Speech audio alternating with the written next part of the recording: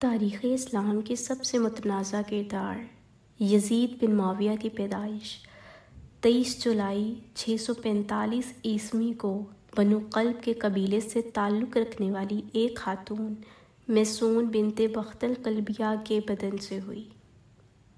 اس کی ماں میسون نے اپنے شوہر کی اجازت سے اپنے 9 مولودہ بچے یزید کی پیدائش کے لیے اسے اپنے آبائی قبیلے لے جانے کا فیصلہ کیا۔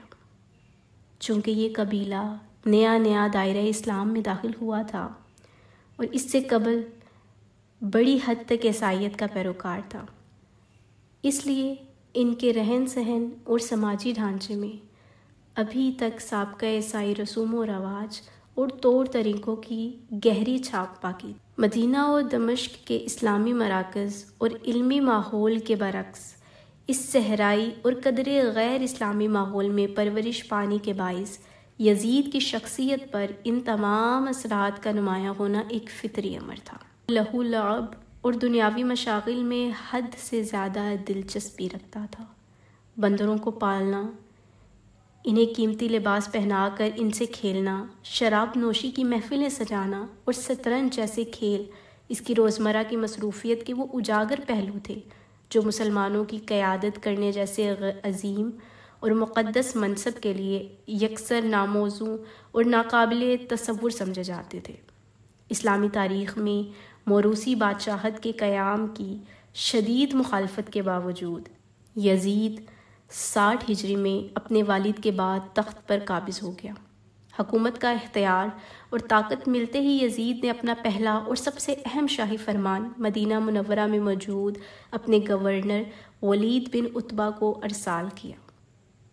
اس نے ایک خط لکھا جس میں سختی سے حکم دیا گیا تھا کہ مدینہ میں موجود 4 اہم ترین اور با اثر شخصیات سے ہر صورت میری بیعت یعنی اطاعت کا حلف لیا جائے اور اس معاملے میں کسی قسم کی نرمی، تاخیر یا رعایت ہرگز نہ برتی جائے۔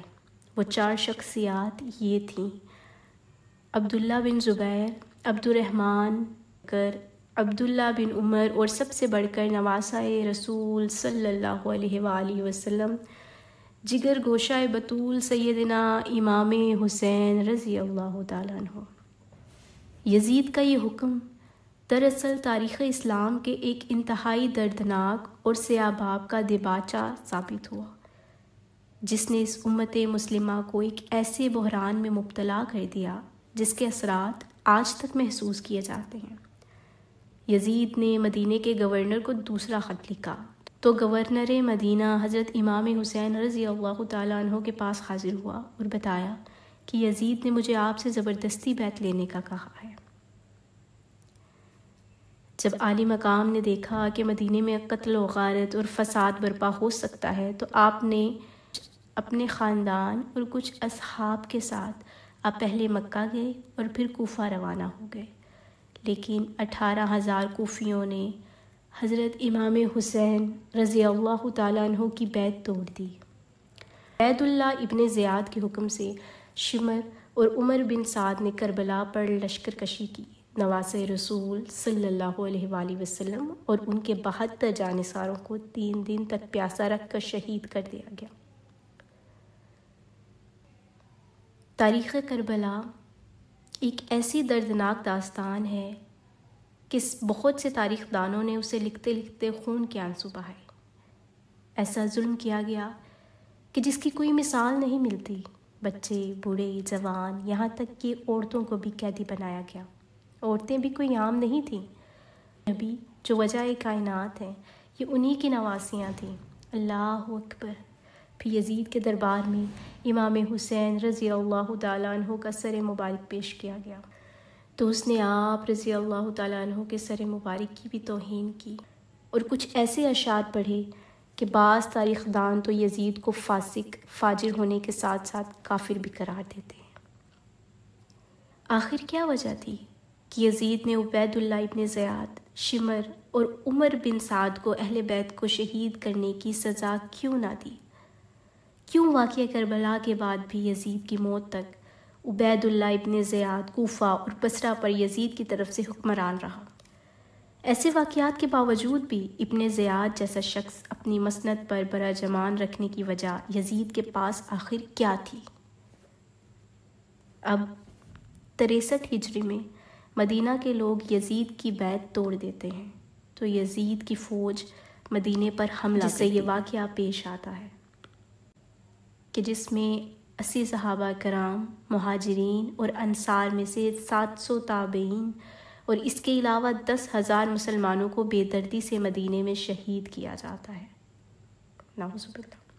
صحیح مسلم میں 3,339، 3,319، 3,323 سے لے کر 3,333 تک یہ 15-20 احادیث ہیں جن کا لب لباب یہ ہے صلی اللہ علیہ وآلہ وسلم نے فرمایا، جس نے اہل مدینہ کو ڈرایا، اہل مدینہ کو دھمکایا یا مدینہ والوں پر ظلم کیا، اس پر اللہ کی لعنت، اللہ کے فرشتوں کی لعنت اور تمام لعنت کرنے والوں کی لعنت۔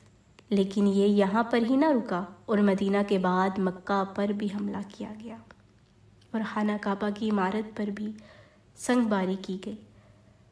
بس پھر یزید کو دی گئی اللہ پاک کی مہلت ختم ہوتی ہے۔ اب اس ظالم، فاسق، فاجر اور شرابی کی موت آتی ہے۔ اس کی موت کے متعلق 3 طرح کی روایات تاریخ کتب سے ملتی ہیں۔ پہلی روایت تو یہ ہے کہ یزید ایک رومی نسل کی خوبصورت لڑکی کے عشق میں مبتلا ہو گیا تھا۔ یزید نے اس لڑکی کو حاصل کرنے کی ہر ممکن کوشش کی، یہاں تک کہ اس کے سارے خاندان کو بھی مروا دیا، لیکن پھر بھی وہ لڑکی یزید کے ہاتھ نہ آ سکی۔ وہ لڑکی جب بھی یزید کے دربار میں آتی تو قسم اٹھاتی کہ مر تو سکتی ہوں لیکن تمہاری نہیں ہو سکتی۔ ایک دن لڑکی کے دل میں آیا کہ اس سے اپنے والدین کے قتل کا بدلہ لیتی ہوں۔ لڑکی نے یزید کو رنگ رلیاں منانے کے لیے ایک جنگل میں اکیلے بلوایا۔ ویرانے میں یزید شراب پی پی کر مست ہو گیا۔ وہ لڑکی نیم عریاں لباس پہن کر یزید کے سامنے بیٹھ گئی اور وہ شراب پیتا رہا۔ جب لڑکی نے دیکھا کہ یزید شراب میں چور ہو چکا ہے تو اس کو بستر پر لے آئی، یزید کی شرمگاہ کاٹی اور پھر گردن کاٹ دی۔ کئی دن تک یزید کی لاش وہاں جنگل میں ہی پڑی رہی جس کو چیل کموں نے نوچ کھایا۔ ڈھونڈتے ڈھونڈتے یزید کی فوج وہاں پہنچی تو پھر انہوں نے اس کو دفنایا۔ یزید کی موت کی دوسری روایت یہ ہے کہ 64 ہجری میں یزید ایک انتہائی موذی بیماری میں مبتلا ہوا جس سے اس کی آنتیں جل گئی تھیں۔ وہ مچھلی کی طرح تڑپتا رہتا تھا۔ پیاس اس شدت سے لگتی تھی کہ وہ خود کو پانی کے تالاب میں گرا دیتا تھا، لیکن گلا اس قدر بند تھا کہ ایک گھونٹ بھی پانی حلق میں نہ اترتا تھا۔ اسی حالت میں 3 دن رہنے کے بعد یزید کی موت ہوئی۔